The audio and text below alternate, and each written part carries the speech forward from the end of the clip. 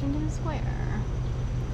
This is here on the more eastern side of Center City, Philadelphia, and south of Market Street. The Eternal Flame is way over there.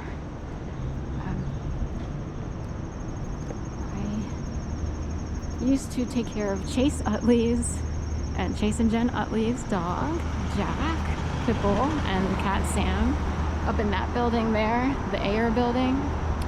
They lived on the opposite corner, so we're looking at the northeast corner, and they lived on the southwest corner. I also took care of their friend's dog in here, Mira Levin's dog, Roxy, which was a Portuguese water dog, just like Obama. President Obama had a Portuguese water dog and his family. So that's, oh, they break open the metal industry. So there's always symbolism on certain buildings. I wound up a major holistic foodie, organic, raw vegan foodie. I'm not as perfect today just because depending on finances and so forth and so on, but I'm pretty close. So I don't eat meat, and I try to stay away from inflammatory foods, which would be refined sugar, and a lot of foods automatically have refined sugar. So, but if you go to an organic store or look for organic, you know, oops, little dog issue there.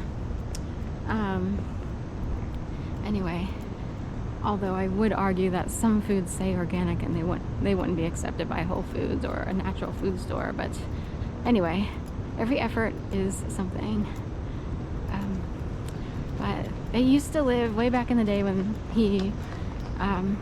when Chase Utley played for the Phillies and was part of the team that won the 2008 World Series. They used to live, you know, on, it was 11, 12, 13. So 11, 12, 13, it would be like a penthouse suite, if you will, condo. So I'm trying to think, they had entrances on 11th and 12th. 13th was where the bedrooms were and everything. And, you know, a beautiful place. I actually think that there's something to be said for show homes. So, you know, when you live in certain types of places, it doesn't feel like a home, like you go home, turn on the fireplace or whatever. So anyway, they were originally from Compton, LA area. I remember the phone number came up as Compton on my phone, and really Jen was the one who communicated with me. So truth be told, I never actually met Chase in person. So it was Jen who did all the handling for the dog walking and dog sitting situation. How cute is this? There's a little squirrel here. He's gonna go down. There's a little squirrel kind of peeking up over this wall here. There are tons of squirrels in this particular square, and they're super friendly. Like if you sit down and have a sandwich, they might show up on your shoulder. Hi, big guy. Hi. And you'll think to yourself, I want to give this guy half my sandwich. I feel so loved. I love squirrels.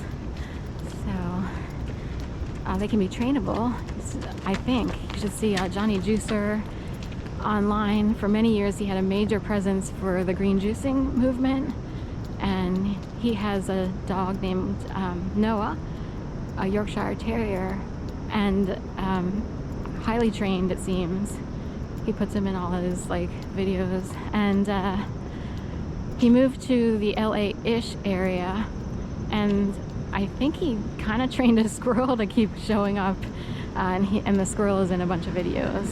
So just one way of showing that living beings can be handled. And some people are just born at a higher level in society. There's nothing we can do about that. We are all born into a certain world or level, if you will. I don't like to see the world in levels, but point is, there are people who come from very moneyed families, DNA and lineages from other, way beyond. And they might be able to handle and control living beings, hopefully for the best. Some people's, this is what I've come to believe based on my experience. And I know people will say, no, I don't think so, But for the most part, hopefully we can control our lives. Obviously, people wind up out of jobs and they never thought that would happen. So that's completely out of someone's control if it was for a layoff or other reasons that didn't have anything to do with you. So then it's like, oh, we're not in control. Oh, where's our safety and security? Now we have to do this, But anyway, there are people who come from lineages and DNA that I guess that have been kept intact from ancient times, and they are used to trying to maintain, hopefully, peace in society and a balance. That's what I've come to believe based on my experiences. I'm just walking around Washington Square, so we're on the east side now. That way off in the distance is the Eternal Flame, way over there, for the Unknown Soldier. I won't get into it. I have opinions because there are unknown soldiers as we speaking, who experience prisoner of war level torture, and you can't tell, and they may never ever be honored, and they never got the benefits, and they never got anything. A lot of people are invisibly trained, and they're wondering why they're on some weird treadmill. Like, that's weird. Why? I'm not sure what I'm supposed to do. In a way, they are unknown soldiers, aren't they? So I don't know how some powers that be who are aware of this going on can sleep at night, or how many people lie to themselves in government, military, and other places. But maybe there's a reason for some people out there, and YouTube has been a host to a lot of these people for poking a veil, or the veil, so that those who've been believing that they're super powerful and everything all these years, living in orchestrated communities or similar, live life with flavor, hers. Maybe they need to be exposed a little, since so many other people had it so hard. Yeah. Hers used to be Make Hers Yours. It was a lesbian favorite. Every event that I went to that was lesbian based here in Philadelphia or Michigan or whatever, Darlington, Maryland, whatever, they provided Hers potato chips because it would be like a little theme. Make hers yours, make hers yours.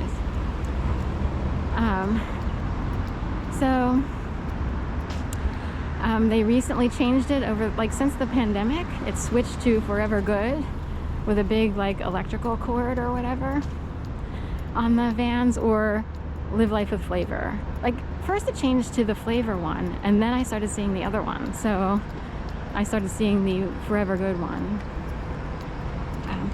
Anyway. So even your food companies have an agenda. I mean, you kind of know it, but say it's centered around a movement like Make Hers Yours, and it grows to epic proportions and can be used to target people, whether the company is aware of it or not. But large entities are owned by controlling families